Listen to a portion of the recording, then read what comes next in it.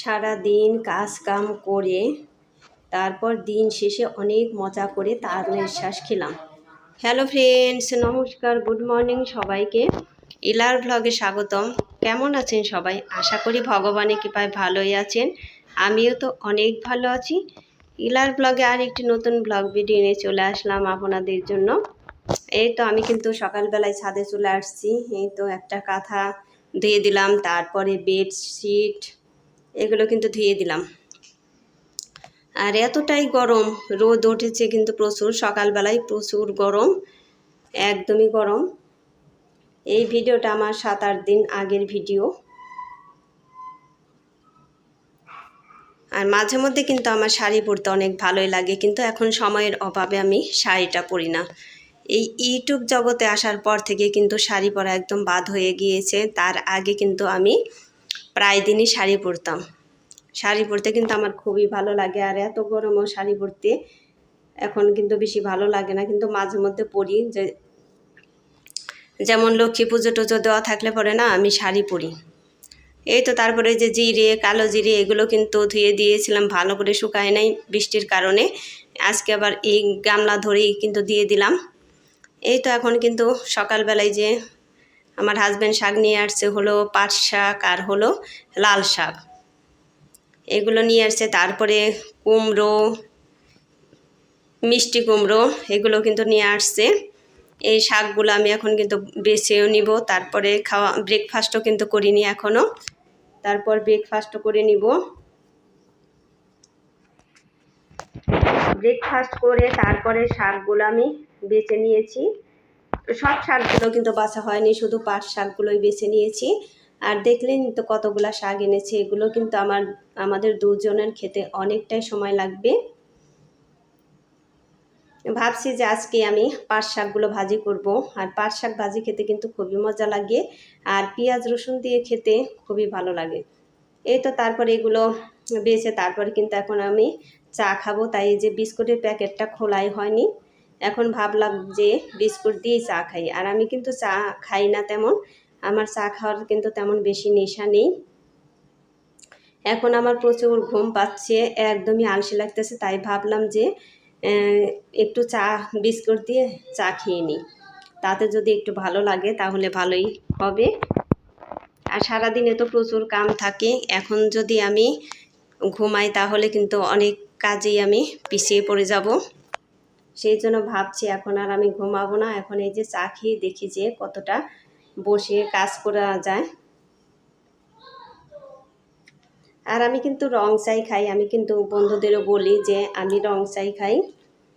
আর আমার ভিডিওতে ভয়েস দেওয়ার সময় কিন্তু বাসায় অনেকেই কথা বলতেছিল, ওই শব্দগুলো এসে কিন্তু উঠছে, কিন্তু করার কিছু নাই। এখানে থাকলে আমার ভিডিওতে ভয়েস দেওয়ার সময় কিন্তু শব্দ এসে উঠবে। আর আমি গাজীপুর থেকে কিন্তু ভয়েস দিচ্ছি। আর গাজীপুরের ভিডিও কিন্তু আমি এখনও ছাড়ছি না, কয়েকদিন পর থেকে ছাড়বো। আর বন্ধুরা একটা লাইক দিয়ে আমার ভিডিওটি কন্টিনিউ করবেন, আপনাদের একটা লাইক আমার ভিডিওটিকে এগিয়ে যেতে সাহায্য করবে। আর ভিডিওটি স্কিপ না করে পুরোটাই দেখবেন, আশা করি ভগবানের কৃপায় অনেক ভালোই লাগবে। আর আমার চ্যানেলে নতুন হয়ে থাকলে একটা সাবস্ক্রাইব করে পাশে থাকা বেল আইকনে ক্লিক করে দিবেন, তাই নোটিফিকেশন চলে যাবে সবার আগে আপনার কাছে। আর ভিডিওটি বন্ধুদের মাঝে শেয়ার করে দেবেন। আর এখানে চা খেতে খেতে কিন্তু আমি একজনের লাইভেও সময় দিচ্ছি আর একটু রেস্ট নিয়ে নিচ্ছি। আর চা খাওয়ার সময় যদি একটু রেস্ট না নেওয়া যায় তাহলে কিন্তু একদমই ভালো লাগে না। ওই একদম তাড়াতাড়ি করে খেতে কিন্তু একদমই ভালো লাগে না, চা খাওয়ার সময় যদি তাড়া থাকে অনেক। এই তো তারপর আমি আজকে কিন্তু পুঁটি মাছ রান্না করব। এই পুঁটি মাছগুলো কিন্তু অনেক বড় বড়, আর এই পুঁটি মাছগুলো এতটাই টেস্ট। আর আমার কিন্তু নদীর মাছ খেতে সবসময় খুব ভালো লাগে, বড় মাছ খেতে কিন্তু ভালোই লাগে না। এই যে দেখেন কত বড় বড় পুঁটি, এগুলো কিন্তু দেখেই মনে হচ্ছে খুবই টেস্টি হবে। আর সবগুলা পুঁটির মধ্যে কিন্তু ডিম আছে, আর পুঁটি মাছের ডিমও খেতে খুবই ভালো লাগে। এই তো মাছগুলো কিন্তু ভালো করেই ভেজে নিয়েছি, এখন মাছগুলো তারপরে কিন্তু আমি উঠিয়ে নেব।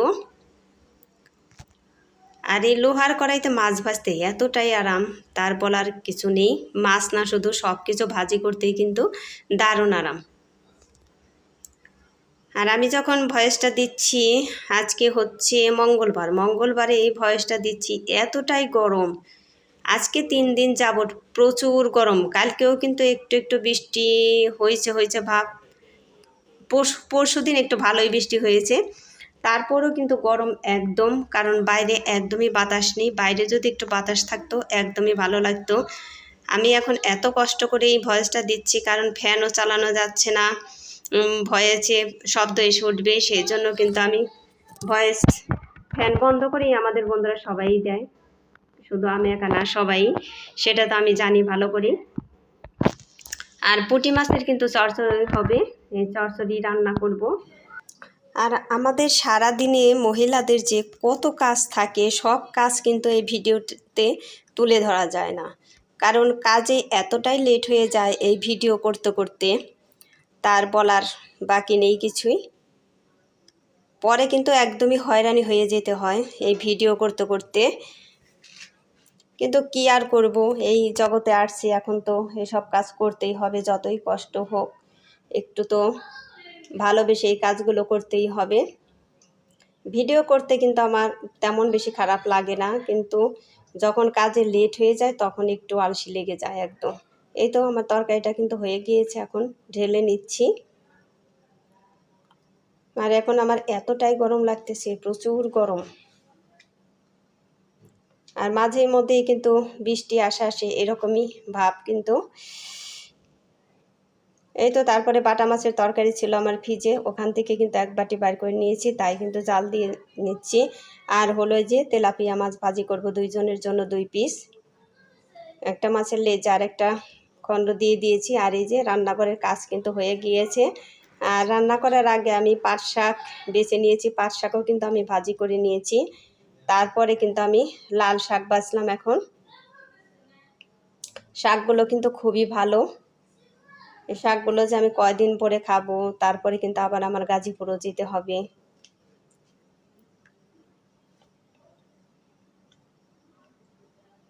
আর এই শাকগুলো কিন্তু ভালোই লাগে মোটামুটি। এখন ভালো করে এইগুলো গুছিয়ে তারপরে কিন্তু রুম টুম আমি ভালো করে আবার ঝাড়ু দিয়ে নেব। আমি রুমগুলো কিন্তু আজকে ঝাড়ু দিই নেই, কারণ এই যে এইগুলো বাছতে গেলেও কিন্তু আমার অনেকটাই সময় লাগবে। তার আগে তো যে কাপড় চোপড় কতগুলো ধুয়ে দিয়েছি, সেটাও তো আপনাদের সাথে শেয়ার করলাম। এখন এই তো ভালো করে রুমগুলো আমি ঝাড়ু দিয়ে নেব।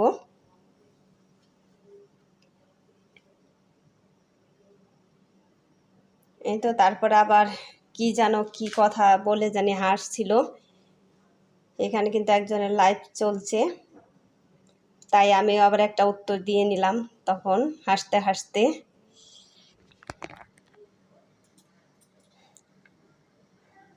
আর বাসায় তো একা একাই তো সব কাজ করতে হয়, কি আর করব, কেউ তো বাসায় নেই যে তার সাথে একটা কথা বলবো। ওই দেখেন শাক বাছার পর আমার কত ময়লা হয়ে গিয়েছে, অনেকটাই নোংরা হয়ে গেছে, সেই জন্য কিন্তু আমি আগে রুমগুলো ঝাড়ু দিই নাই, রুমগুলো কিন্তু আমি পরেই ঝাড়ু দিচ্ছি।